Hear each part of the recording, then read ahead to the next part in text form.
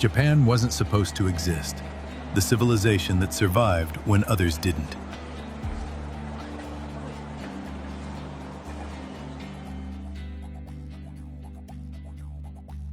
In a world where great civilizations rose and then disappeared, one culture somehow survived, evolved, and carried its ancient spirit all the way into the modern age.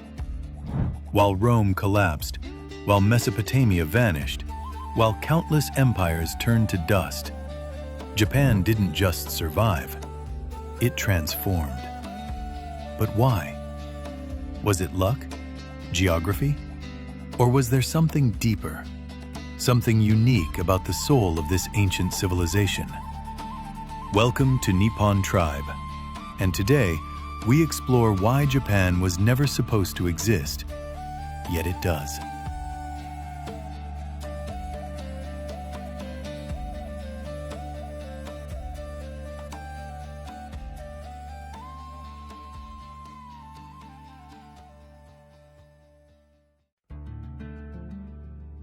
Civilizations aren't meant to last.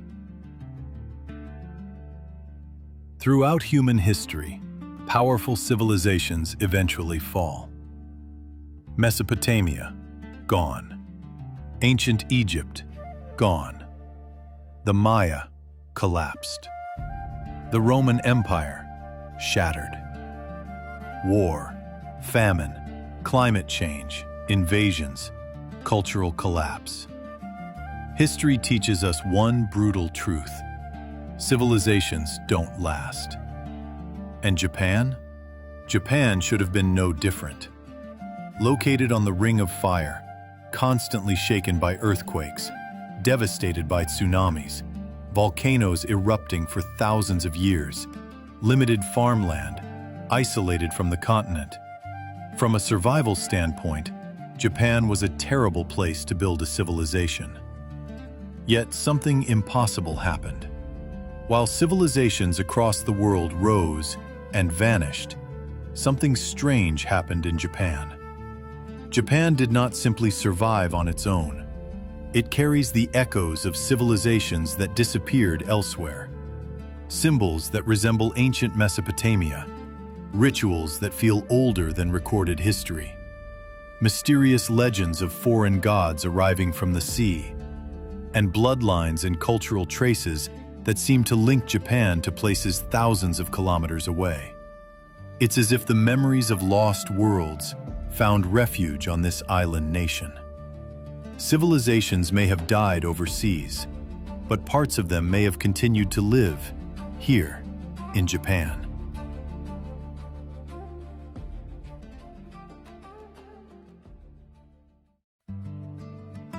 Jomon, the civilization that refused to die.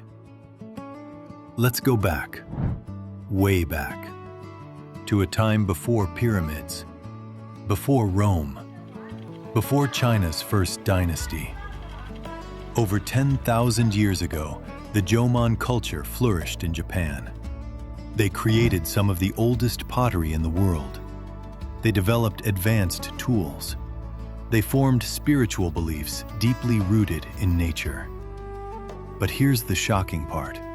Unlike almost every other early civilization, the Jomon people didn't rush toward agriculture.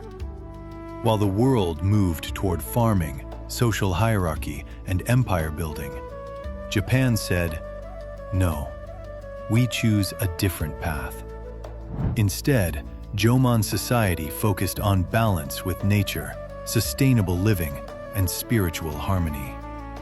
This wasn't stagnation. It was a different definition of civilization. A civilization that didn't burn itself out. But the Jomon spirit didn't vanish in ancient history. It is quietly returning today. In modern Japan, a new movement is rising. Farmers are choosing to grow food without chemicals, without artificial fertilizers, without forcing nature to obey human control. This isn't a new idea. It feels like the return of something ancient. A philosophy that says, nature is not an enemy to dominate. it is a partner we live with. From natural farming to regenerative agriculture, to communities trying to rebuild sustainable food systems, Japan is once again adapting to a changing world, just like the Jomon did.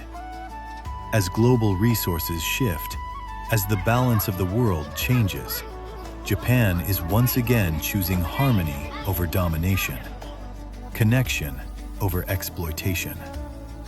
It's as if the Jomon spirit never died. It simply waited for the world to need it again.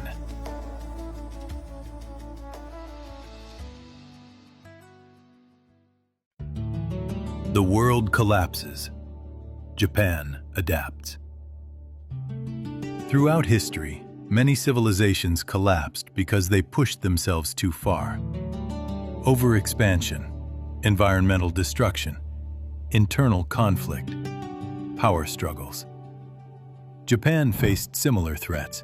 Massive eruptions like the Kikai caldera nearly erased life in parts of the archipelago. Climate shifts brought famine and population decline. External influences began arriving from mainland Asia. This should have been the end. Instead, Japan absorbed change without losing itself. When agriculture arrived, Japan didn't replace Jomon culture. It blended it with the new Yayoi world. When new religions came, Japan didn't erase its beliefs. It merged them, creating Shinto-Buddhist syncretism, something incredibly rare in global history. When foreign powers threatened Japan's identity, Japan didn't collapse. It reinvented itself, again and again. Japan didn't survive by resisting change. It survived by transforming while staying culturally intact. The Jomon people were not immortal. They too faced crisis, climate shifts, resource shortages, population decline. And in that moment of struggle, a new people arrived, the Yayoi. They brought something powerful: agriculture, rice cultivation, a new way to secure life. For the Jomon world, it wasn't invasion, it was salvation. A new partnership between humans and land was born, and Japan survived again. But centuries later, after World War II, something changed. Japan pushed agriculture to the extreme. More land, more production, more chemicals, more fertilizers. Food increased, but something else began to break. Rivers grew polluted. Water sources were damaged. The unseen world beneath our feet, the microorganisms in the soil, began to suffer. And without them, life collapses. So today, Japan stands at another turning point. Scientists, farmers, and communities are rediscovering something ancient. We must live not only with forests and mountains, but with the invisible, tiny lives beneath us. Natural farming in Japan is not just agriculture. It is a movement to restore balance, to heal the earth, to bring nature back, not as an enemy to fix, but as a partner to protect. Just like Japan has always done. Adapt, learn, and keep its soul alive.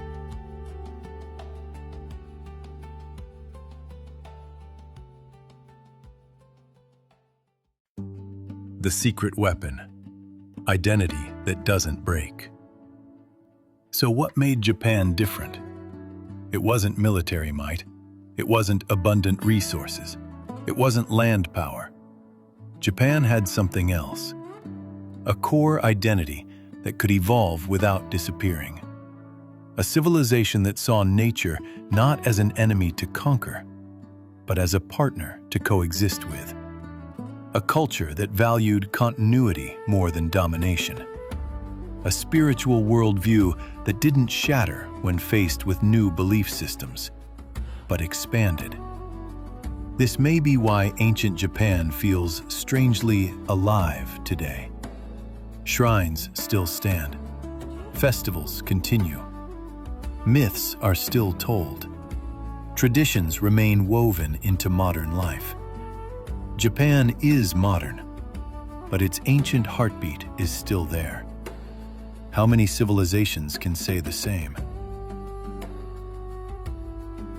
The Japanese language, a miracle of acceptance, harmony, and evolution. One of the most important keys to understanding Japan's identity lies in its language, Japanese. Unlike many languages that try to preserve strict forms and clear borders, Japanese has always been a language that absorbs, adapts, and harmonizes with what comes from the outside world.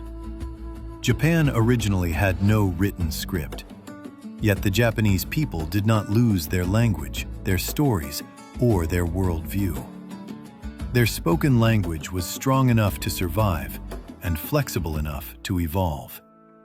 When writing systems from continental Asia arrived, Japan did not simply copy them.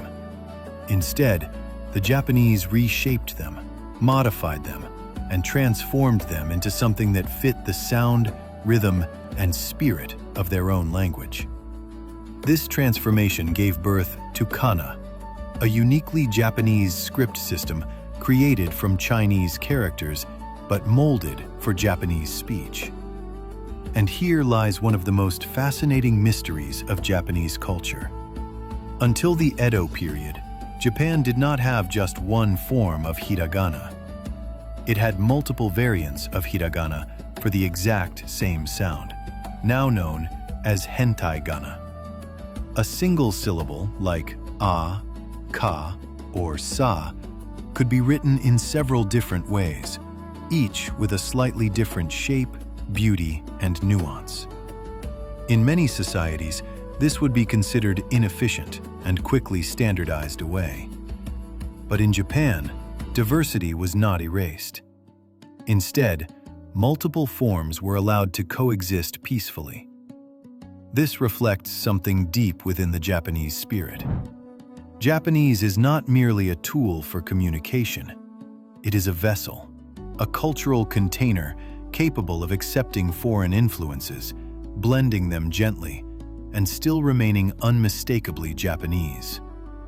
Through Chinese civilization, continental culture, Buddhism, and later Western science and technology, Japanese continued to grow richer rather than weaker.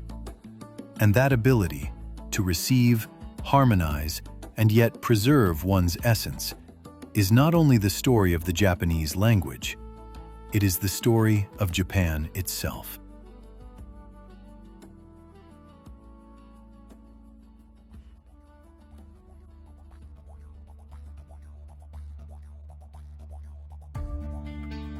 Japan today, a living ancient civilization. Think about it. Walk through Tokyo, and you'll find cutting-edge technology beside thousand-year-old shrines. Ride a bullet train, and you're following routes shaped by ancient trade and pilgrimage paths. Modern Japan isn't a new country layered on ancient ruins. It is ancient Japan, still here, still evolving. Maybe that's why Japan fascinates the world so deeply. Because Japan isn't just a country. Japan is a miracle of survival. A civilization that should have vanished, but instead refused to die. The return of the Jomon spirit, reclaiming the land of water. There was a time when Japan was not just an island nation. It was a sacred realm of oceans, forests, and endless springs of life. The Jomon people, ancient maritime navigators, sailed freely across the seas, living in harmony with a land overflowing with pure water. For them, water was not a resource. It was life. It was spirit. It was something sacred to be protected, celebrated, and passed on to the next generation. But as history moved forward, civilization demanded more. Industrial growth, chemical farming, and modern development slowly began to damage Japan's most precious treasure, its water sources. Rivers became strained, soil lost its natural vitality, and the delicate balance between humans and nature began to fade. However, something extraordinary is happening today.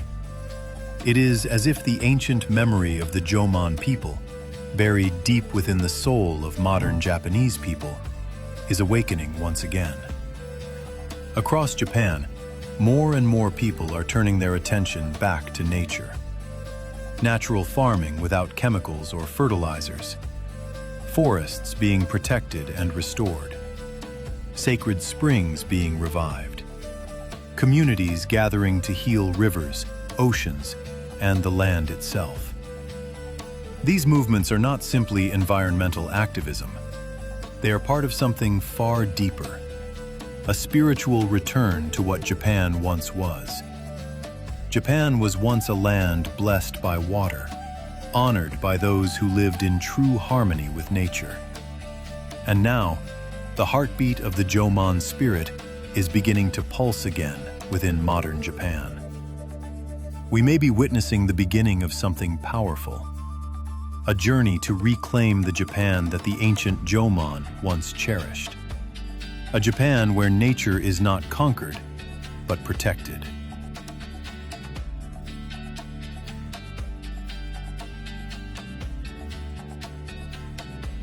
Japan is not just a country. It is a land where forgotten civilizations leave their echoes, where language evolves by embracing others rather than rejecting them, and where the spirit of living in harmony with nature has never truly disappeared. From Jomon to Yayoi and into the modern age, Japan has gained so much. Yet along the way, something precious was nearly lost. But today, something is awakening. A new heartbeat is rising deep within the soul of Japan. An awareness to protect nature, a respect for water and soil, and a determination to restore a Japan that lives with nature, not above it. This is not just history. This is a journey to remember who we are and to choose what future we will create. So we ask, what is Japan? Where did we come from? And where are we going next? If the answer lies within the spirit of the Jomon, then Japan's story is far from over. In fact, the real story may only just be beginning. This is Nippon Tribe, and we will continue to follow the forgotten memories and the awakening spirit of Japan.